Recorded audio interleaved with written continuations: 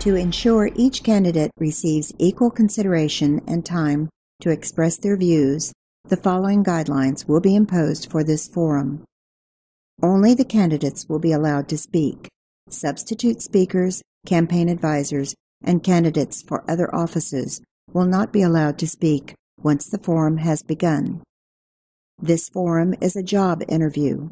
The moderator will ask the questions, those in attendance or the potential employer, so the answers will be directed to them.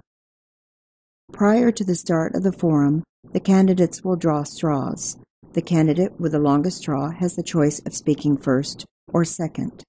The first candidate will take the podium, while the other candidate will be escorted out of the room and into a waiting room.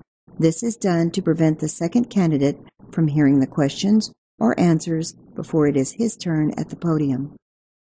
The second candidate will be chaperoned at all times and not allowed access to his cell phone or other device to communicate with anyone in attendance. This question and answer method is designed so there is not the typical repeating of answers that we always find in a traditional debate format. The candidates will answer the questions based on their own knowledge, opinions, views, or ideas. Each candidate will be provided an opportunity for up to a 2-minute monologue, giving a brief bio background and why they are seeking office. The candidates will then be asked a total of 6 questions. The answers will vary by the amount of time allotted depending on the complexity of the question. Both candidates will be asked the same questions. Each question will be displayed on a screen so the candidate may review the question as needed. A countdown timer will be displayed on the screen indicating the remaining time for the answer. Here is a sample of the timer. This is a 20-second response. The question will appear on the screen. Once the question is read, the timer will start.